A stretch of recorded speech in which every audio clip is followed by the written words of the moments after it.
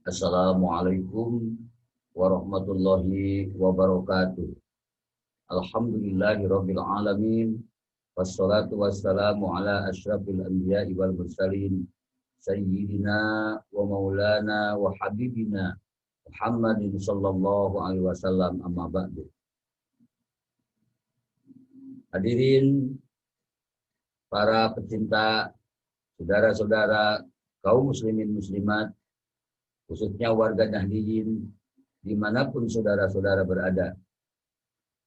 Selamat bertemu kembali di kajian Kitab Kuning Risalah Ahlussunnah wal Jamaah yang dikarang oleh Hadratus Syekh Roisul Akbar Jam'iyah Nahdlatul Ulama Kiai Haji Muhammad Hasyim Asy'ari.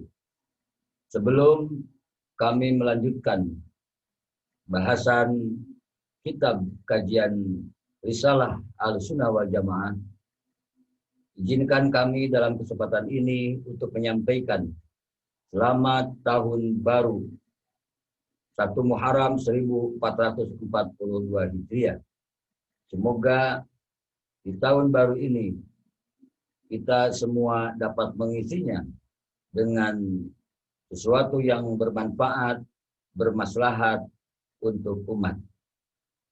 Selamat tahun baru, semoga keberkahan menyertai kita semua.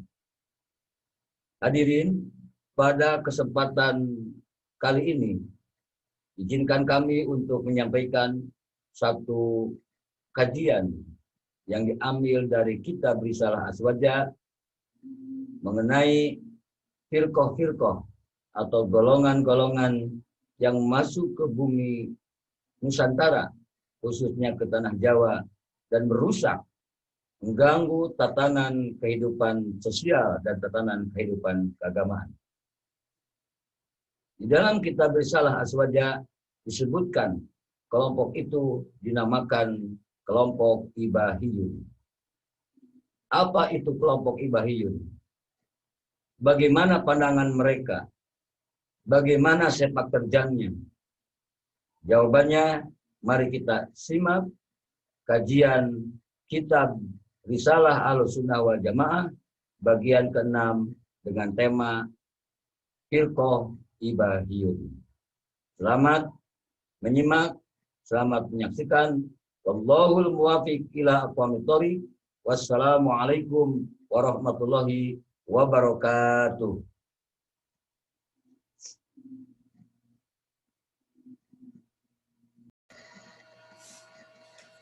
Bismillahirrahmanirrahim. Wa minhum sareng eta tisapalihna itu firqah Ibahiyuna ari golongan Ibahiyun. Yaquluna anu berpendapat ieu golongan Ibahiyun kannal abda kana satemena hiji abid ida balago di mana-mana nepi ieu abid goyatal mahabbati kana puncakna mahabbah wasopa jeung bersih naon qalbuhu hatena ieu abid minal goplati tina poho waqtaro jeung geus milih-milih ieu abid al imana kana iman alal kupri ninggalkeun kana kufur wal kuproni tegasna kakupuran sakoto maka gugur anhu ti itu abid naon al amru parentah agama wan nahyu jeung larangan agama wala yadkhuluhu jeung moal ngasupkeun ka itu abid saha Allahu Gusti Allah annaro kana neraka dirtikabil kabairi kusabab migawe pirang-pirang dosa anu gede. Wabanduhum jeung ari sawarehna ieu golongan Ibahiyun eta yaqulu ngucap itu ba'du annahu kana satemana kalakuan jeung tingkah taskutu bakal gugur anu ti itu abid naon al ibadatu pirang-pirang ibadah ad-dhahiratu anu bangsa lahir watakunu jeung bakal bukti naon ibadatuhu ibadahna itu abid eta at-tafakkur wa tahsinul akhlaqil batinati wa tahsinul akhlaqi jeung ngaluskeun pirang-pirang akhlak al batinati anu bangsa batin. Kala parantos ngadawuh saha Sayyid Muhammad fi syarhil Ihya'i dina syarah kitab Ihya. Wahada jeung ari ieu pendapat teh eta kupur wa zindikotun jeung zindik wa dolalatun sareng sasar walakinil ibahiyuna tetapina ari golongan ibahiyun eta maujuduna geus aya ieu golongan ibahiyun min qadimi zamani di zaman baheula.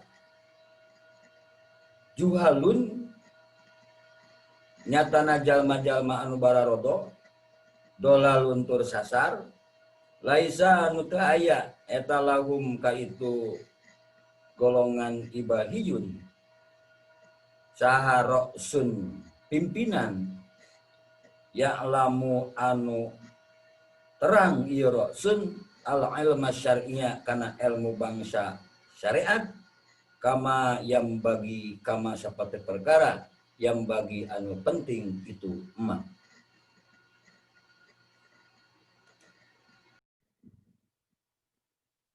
Di antara kelompok ataupun firqah yang masuk ke wilayah Nusantara, khususnya ke tanah Jawa, pada itu saya menyebut kelompok itu kelompok ibahiyun. Kelompok ibahiyun ini mereka yang menyatakan bahwa seorang hamba yang telah mencapai puncak mahabbah, telah bersih hatinya dari sifat goflah atau lalai, dan memilih keimanan atas kekafiran, maka ia telah berbebas dari semua perintah dan larangan dalam agama. Dan Allah tidak akan memasukkannya ke dalam neraka karena dia melakukan dosa besar. Jadi kelompok ibahiyun teh atau biasa disebut kelompok aliran kebatinan, jalma anu ngabogaan keyakinan, ngabogaan pendapat yang di mana-mana hiji hamba, hiji jalma geus nepi kana puncak mahabbah ka Allah cek maranehanana.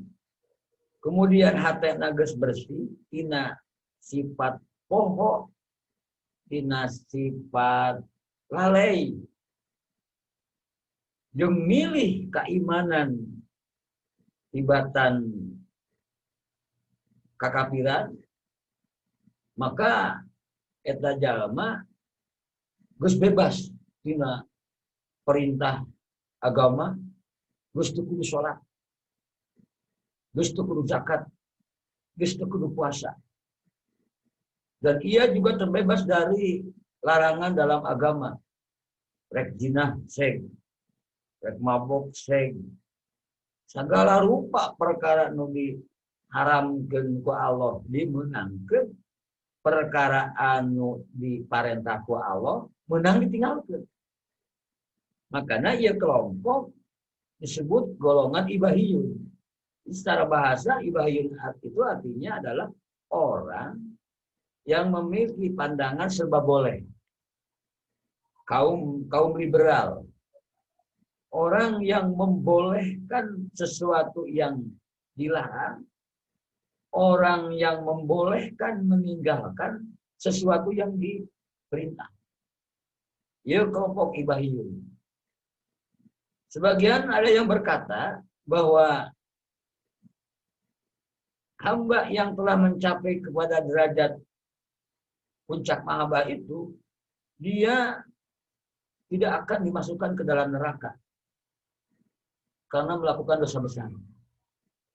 Bahkan ada lagi yang mengatakan bahwa terbebas dari kewajiban dohiro, kewajiban amaliyah yang bersifat badaniyah. Kudu sholat, kudu ngalaksanakeun perintah Allah.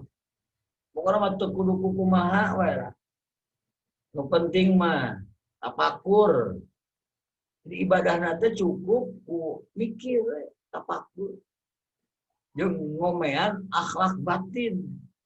Kudu aya akhlak lahir mah penjat oge. Aya mas mana ieu? Bahkan menurut Sayyid Muhammad Imam Al-Ghazali dalam syarah Ihya'nya, beliau mengatakan bahwa keyakinan seperti ini adalah kufur, zindik, dan sesat. Sebetulnya kelompok ini telah ada sejak dahulu.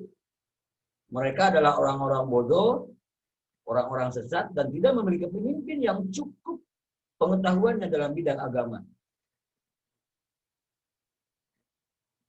Oleh karena itu ada baiknya jika kita mengetahui bagaimana komentar-komentar para ulama yang menyatakan bahwa aliran kebatinan ini bukan Islam.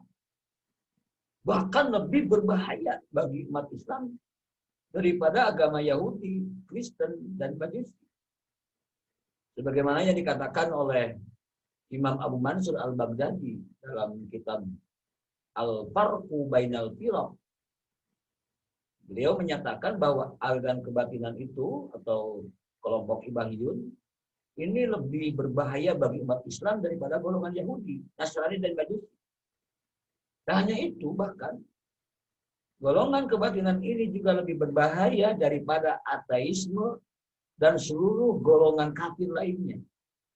Bahkan lebih berbahaya daripada Dajjal yang akan muncul kelak di akhir zaman. Mengapa demikian? Karena fitnah Dajjal itu tidak lebih dari hanya 40 hari. Sedangkan kejelekan aliran kebatinan atau golongan Ibahiyun ini lebih banyak daripada pasir di lautan.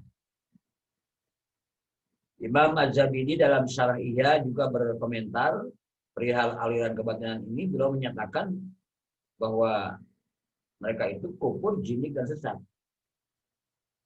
Abu Muhammad bin Muhammad Al-Ghazali dan Abu Rahman bin Ali bin Muhammad Ibnu Al-Jauzi, beliau juga berpendapat tentang aliran kebatinan.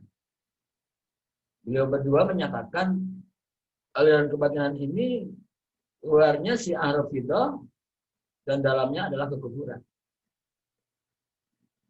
Maka disebut jindik. Kayak jindik ke jalma anu api-api alim, sok-sokan suci, sok alim, sok tasawuf, tapi jerona kufur. Syekh Muhammad Ad-Dasuki dalam kitab Hasyiatud Dasuki, kitab tauhid yang dipelajari singkat itu di beberapa pondok pesantren, juga menyatakan bahwa kebatinan ini adalah kaum kafir. Sebab mereka telah menafikan hukum syariat dengan menyatakan tidak perlu sholat, tidak perlu puasa, dan tidak perlu ibadah-ibadah yang lainnya. Dan menganggap apa yang ada di dalam Al-Quran itu berupa hukum taklid, seperti wajibnya sholat dan haramnya riba, itu bukan yang dimaksud lahirnya Al-Quran. Ya bahayana ya kelompok Ibahiyun. Oleh karena itu Imam Abu Nu'aim Al-Ashyani, orang ulama sufi dan hafidh pada abad ke 5 Hijrah, dalam mukadimah kitab Hilyatul Auliya menganggap bahwa kebatinan itu sebagai mubahiyun atau golongan yang serba boleh melakukan apa saja. Karenanya ada tuh Syekh Kiai Haji Hasyim Muhammad Hasyim Asy'ari, pendiri Nahdlatul Ulama, dalam kitab Risalah yang sedang kita bahas, beliau juga menganggap mereka adalah golongan Ibahiyun, yaitu golongan yang serba boleh dan liberal. Nah, dari pemaparan ini kita sedikit mengetahui atau mendapatkan sebuah gambaran tentang aliran kebatinan, dan semakin jelas bahwa tidak ada satupun ulama ahli sunnah wal jamaah yang membenarkan aliran tersebut. Oleh karena itu, kita sebagai umat Islam, warga Nahdliyin, penganut Ahlussunnah wal Jamaah harus waspada terhadap aliran tersebut agar kita tidak terjerumus ke dalam lembah kesesatan. Karena mereka dalam menyebarkan ajarannya itu sangat lihai.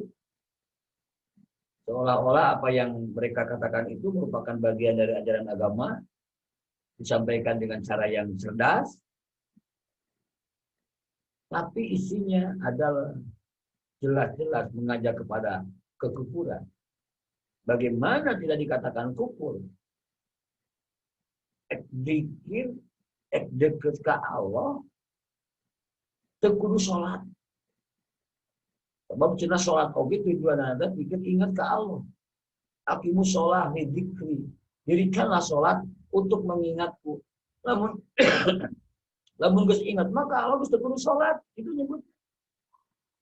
Dan tujuan sholat oge pikir ingat ke Allah. Ada yang geus ingat mah cenah tongting sholat. Saya jelema nu kieu jelema anu cacat akalna, cacat pikirna. Dan ilmu mantik nu kieu jelema cacat pikir, cacat mantikna, cacat logika. Rek kumaha jalma bisa ingat ka Allah lamun teu salat gitu. Cacak nu salat wae oge loba anu hese, nu poho, hese husuk ingat ka Allah teh komo lamun teu salat. Itu panginten gambaranana kelompok Ibahiyun. Mudah-mudahan gambaran sekilas penjelasan tentang kelompok Ibahiyun ini bisa memberikan pengalaman baru agar kita lebih waspada akan munculnya aliran-aliran yang memang pada akhir-akhir ini semakin banyak dan mereka menyelusup masuk ke masyarakat dan yang menjadi sasarannya adalah orang-orang awam. Orang-orang yang cara berpikirnya instan, cara berpikirnya tidak mau ribet, mana-mana penting masuk surga, yang baik itu sholat oge. Golongan-golongan anu kita, cara berpikir anu kita anu jadi sasaran kelompok Ibahiyun. Baik, terima kasih. Mudah-mudahan penjelasan ini bermanfaat. Wallahul muwaffiq ila aqwamit thoriq. Wassalamualaikum warahmatullahi wabarakatuh. Kita bertemu kembali pada kajian selanjutnya, masih sekitar firqah-firqah yang masuk ke bumi Nusantara, yaitu kelompok Tanasukil Arwah, kelompok yang memiliki pemahaman tentang reinkarnasi dan inkarnasi. Apa itu kelompok Tanasukil Arwah? Nantikan penjelasannya pada kajian yang ke-7, tetap di kitab Risalah Ahlussunnah wal Jamaah.